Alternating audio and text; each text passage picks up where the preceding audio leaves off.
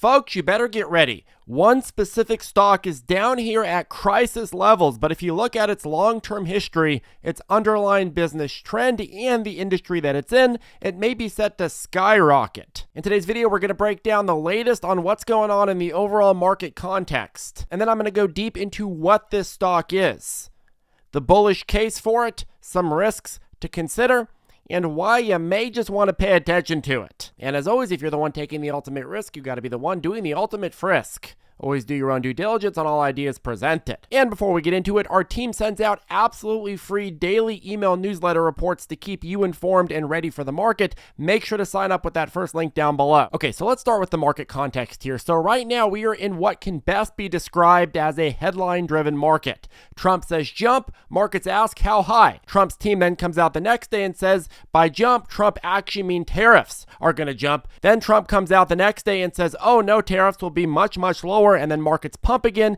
and then his team says that's the art of the deal. The headlines of what Trump and his team are doing in any given day are driving markets trillions of dollars up and then trillions of dollars down. But the trade deals themselves are actually still pending because these things can take a lot of time. And so there's a lot of companies reporting earnings week by week that are genuinely confused on what the hell to guide for. They don't know how much of their supply chain is going to be effectively destroyed by tariffs or if the tariffs will ultimately even stay put. The administration has taken a move fast and break things approach to trade policy, and while we can debate about whether or not that's appropriate, well, at the end of the day, as traders, investors, market participants, well, this is huge opportunity. And if you look at the probabilities and the major trading partners, well, odds are tilting heavily to some major trade deals being completed by July, which means lots of tradable opportunities for traders and investors in this market to look forward to. And if you're reading the tea leaves here, markets increasingly think Trump simply went way too extreme with trade policy in order to get rapid concessions. And while that has had mixed success, he's become more and more willing to make deals without playing hardball. So markets are seeing a little bit more light at the end of the tunnel, and they're ready to plow back in as progress is made. But it's also important to note that, hey, they're also willing to sell out far more if it turns out that a lot of these really crazy tariff rates end up sticking around. But again, there's substantial evidence and widespread belief that trade deals for most of the major trading partners will be completed in some form over the next couple of quarters. And by the time we get that clarity, well, we're going to be in a completely different market. Right now, we're in a volatile condition, which means lots of opportunity, but it's also a nightmare for people that just emotionally need clarity. But for folks that are willing to trade the volatility, take advantage of dips, and occasionally sell into fast recoveries, this market is a dream come true. For example, you look at some of our favorite stocks that are actually benefiting a lot from this crisis. They have a huge propensity to pump during even the slightest good news. Palantir from April 4th is now up about 42%. Hood is up about 39% since April 8th. Mara Lovely Mara from April 8th is up about 34%. BTC is up 24% from April 9th. So who wins with these types of plays? Well, people that hold, people that buy the dip, people that buy the dip and sell some of the rip, and people that play options. Who loses? Well, people that buy assets they don't understand at prices that don't make sense. They then randomly hold what they don't understand until it's down 50%, and then they panic sell at those levels. That's like the complete opposite of what you got to be doing. You buy assets you understand, you have a strategy from the get-go. I'm going to be either riding it and locking in profits, or I'm going to be holding for the long term. And if I have conviction in the stock, hell, I'm going to be buying as much of the dip as possible. You can't be somebody that's emotionally trading because the stock market doesn't care about your emotions. It doesn't care about your feelings. It doesn't care about you.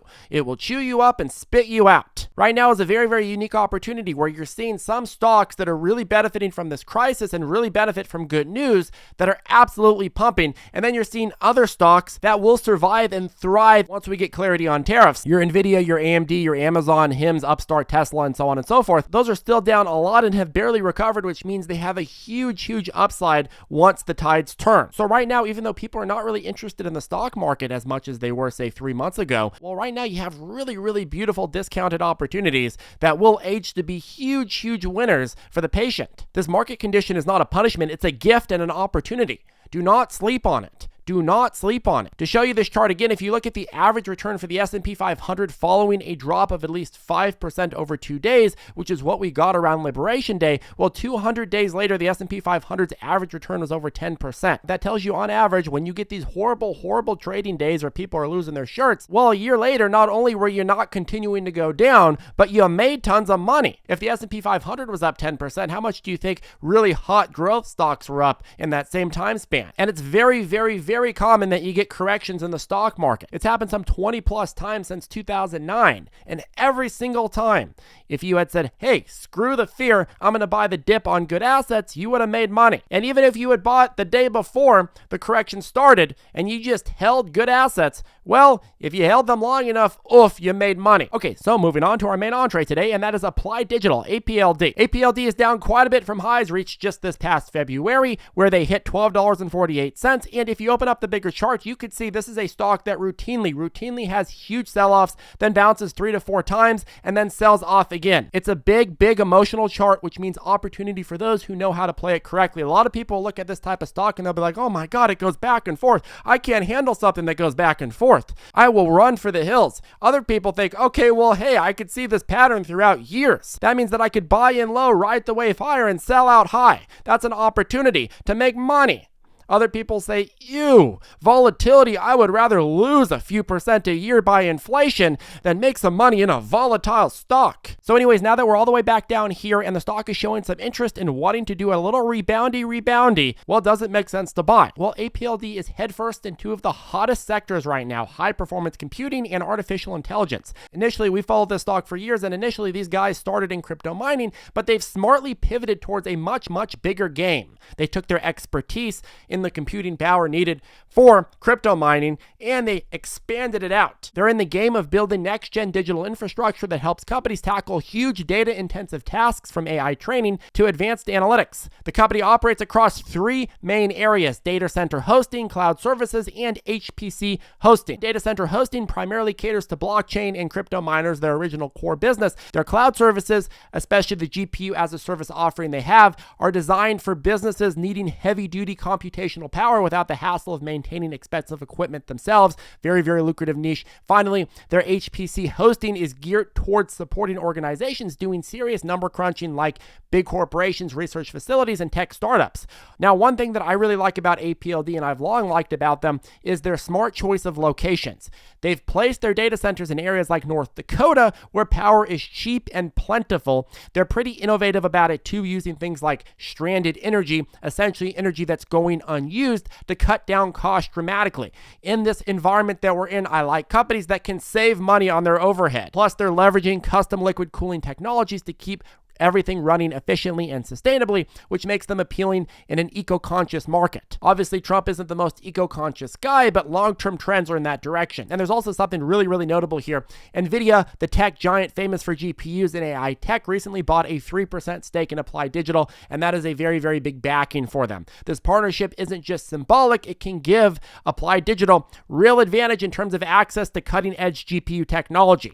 With NVIDIA backing them and the stock down at these levels, it's hard for me to argue that this doesn't have a lot of upside potential. Applied Digital definitely stands out from the crowd and gains a lot of credibility because of this backing. Financially, Applied Digital is solid, although it hasn't been completely smooth sailing, and we got to talk about that. So in their last quarterly report, revenue grew by a solid 22% year over year, hitting around $52.9 million. However, the figure was slightly lower than analysts expected, which led to a net loss of about $36.1 million. However, this is a growth company that is scaling aggressively, so these numbers aren't crazy. And they did manage still to turn a positive adjusted EBITDA of $10 million, indicating they're making some serious strides towards profitability. Analysts do remain pretty excited about the stock. Usually I like analyst opinions as far as I can throw them, but the average 12-month target is sitting around $10.44 per share, suggesting there's more than double upside potential from current levels. Analysts see a lot of potential in the company's strategic pivot and expect it to capture a significant share of the booming AI infrastructure market, which is in a gold rush right now. A major upcoming catalyst that could really boost the stock is their LNG Allendale HPC campus. They're building multiple advanced data centers there, funded by a big $375 million deal with Sumitomo Mitsui Banking Corporation. If they continue to manage to sign some major clients, this could seriously ramp up their revenues and solidify their position as a go-to player in the AI space. Now, of course, Apld isn't without its risks. Things like regulatory changes, tariffs, or export restrictions on critical hardware components like GPUs could pose real threats to their supply chain and overall profitability. But despite these risks, Applied Digital's overall positioning is pretty damn impressive from my view, and at these prices specifically, with previous history in mind, you got to be looking at it as a good dip buy opportunity. They've got the right partnership, solid financial backing, NVIDIA stake, and a clear focus on sustainable specialized infrastructure and some long-term proof of concept. Given how quickly the demand for HPC and AI is growing and expected to grow further, well, I think this company is in a great spot to capitalize on these trends in these specific niches. Their financial strategy also shows strong leadership by securing non-dilutive financing. We hate dilution, folks, but they've been focusing on non-dilutive financing like their recent deal, where they're protecting shareholder value and ensuring they have enough funds to support future growth. It's reassuring to see this kind of disciplined approach from management, and quite frankly, it's not very common in the small cap space to see it like that. So anyways, in a nutshell, Apld is at an exciting crossroads, equipped with a very, very nice strategic plan, valuable partnerships, and strong financial backing. Their journey won't be without challenges, but if you look at the past, every single time this stock has gone down to these levels, well, it's been bought up, and I think that will continue to be the case because, quite frankly, again, the business is operated very nicely. As always, make sure to do your own research and your own due diligence. I'm just breaking it down how I see it. It's up to you to make the ultimate decision. Anyways, that caps off today's video. Have a great rest of your day. Make sure to sign up for our absolutely free email newsletter down below, and we'll see you next time.